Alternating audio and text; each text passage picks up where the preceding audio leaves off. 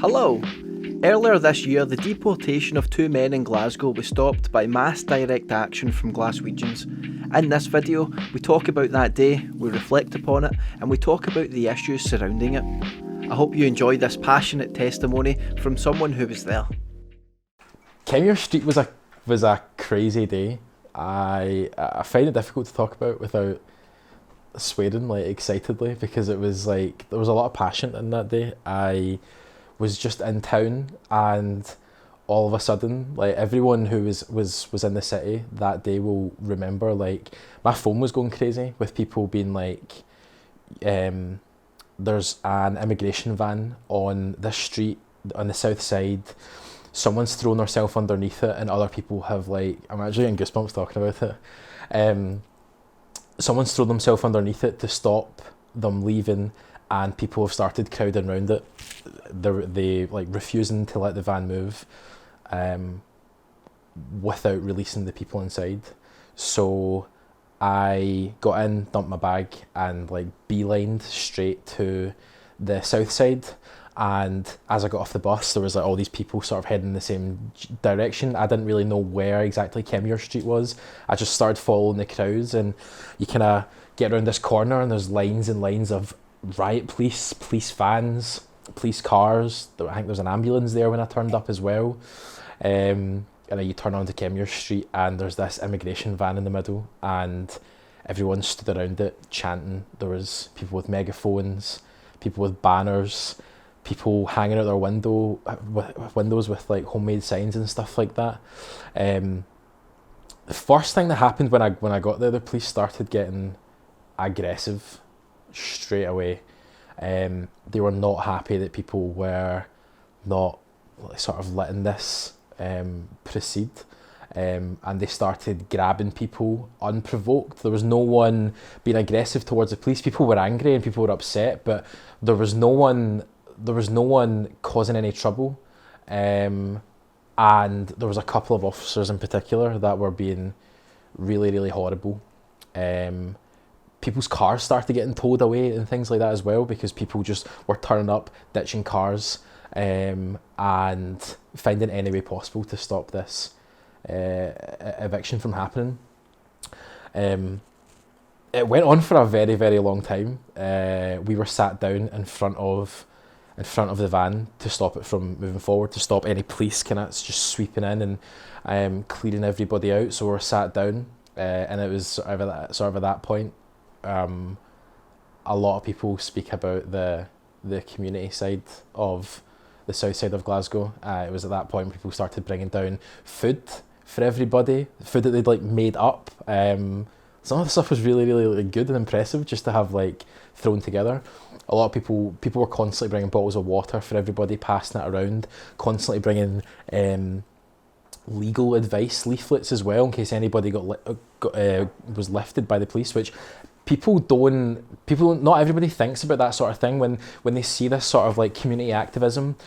They're not thinking about the position that they're putting themselves in, because quite often it's between themselves. It's between someone in harm. They're putting themselves between someone in harm and the police, who do not mess about when it comes to following orders, to be honest. So people get lifted, and people who aren't used to being in that sort of environment get scared.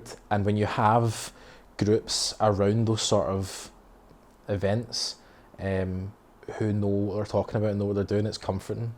That's what it felt comforting being there. It was really, I was full of adrenaline the full time. It was really, really emotional as well, but it was comforting. So I don't remember how long it had been. Who was it that turned up? Was it Amar Anwar? Mm-hmm. So Amar Anwar turned up, human rights lawyer, right?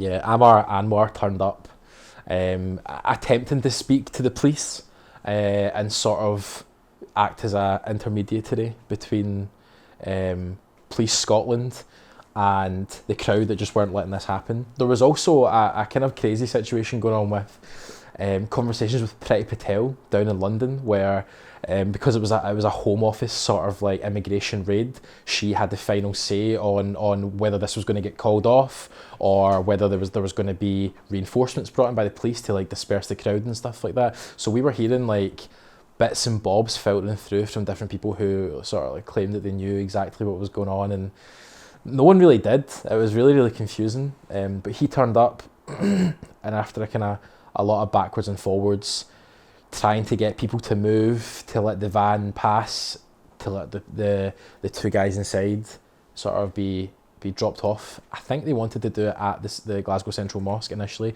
with the van being taken there, but everyone was like, no, that's not happening, we want them out and we want to walk them there, which in the end is what ended up happening. And it was honestly, it's one of the most emotional moments of my life, like putting yourself in front of a van that was taking like two human beings away, and not moving until they were released. So they came out, the crowd went wild, and they were walked along to Glasgow Central Mosque. It was like a 10-15 minute walk away, and the crowds followed behind them, and yeah, we got to wave to them. Do you think that it sort of inspired maybe more belief in the fact that these things can happen? I think so. So we are very lucky in Glasgow that we have a network of these, I said it before, community activists, but community activist groups. That includes trade union groups and trade union branches and renters unions and stuff like that. The fact that we have these networks across Glasgow, and they extend to across Scotland as well. And then of course you get into like, you have the wider networks of across the UK and stuff like that, but they're really, really strong in Glasgow and fierce. And that it was those groups that straight away like we made us aware that we need to be on the lookout for these sort of things happening, and that sort of like network has gave us the ability as a city to come together quickly and mobilise on sort of little flashpoints like that. And I think because of the attention that it gathered, we are now going to see sort of like things like that happening again more frequently. There was like widespread sort of outrage that that was kind of allowed to happen. And I think it's easier for people to turn a blind eye to dawn raids and stuff like that, especially in Glasgow has a fantastic community spirit, but there is still that little bit of like kind of outsiderism where, oh, they're not from like where I'm from, so I don't need to bother kind of thinking about what's going on over there. But that was a huge event. It was on the front of like all the kind of like national newspapers and stuff like that. And the point was that Glasgow turned the Home Office around and sent them packing.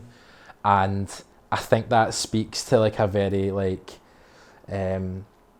it speaks to people who have that the sort of sympathy towards like the underdog, which I feel like is the Scottish sort of national mindset that we've had that for centuries and centuries with our like bigger neighbours kind of down there calling the shots, and we got to decide what actually happened this time. And it was the people of Glasgow that did it. It wasn't like, I know I mentioned the Amar Anwar standing up and kind of negotiating between the police and stuff like that. He was in a professional position of like power there.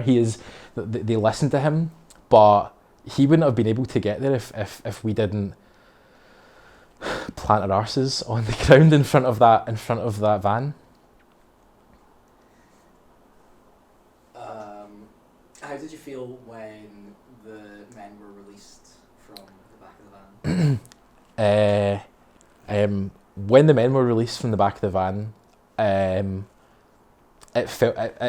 I don't know any other way to describe this, other than it felt like a goal had gone in for Scotland, for my country. It was this just like release of emotion, after like a long kind of slog of sitting about waiting for something to happen, as well. But it felt really important. It felt like we had been part of this like historic moment where the people who'd like stood up against the state and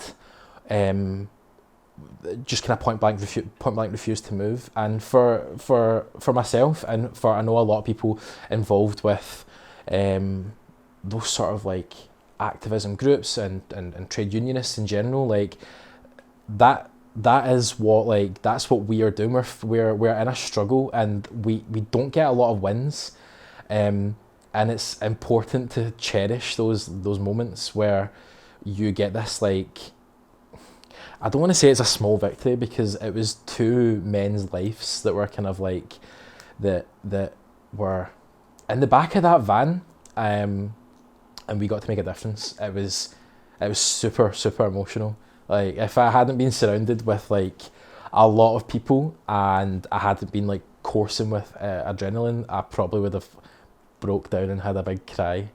It is emotional to talk. Even it's emotional to talk about now. I'm gonna cry just now. Do it. We need some beer. What was it then? That was. I hope you all found that testimony as interesting as I did. Thank you to those who have supported the channel previously: Donkiel, Anonymous Girl, Wonton 4000, Ellie, Ava. Thank you for supporting me through the link below. It's very appreciated. Thank you so much for watching, everyone, and catch yous after.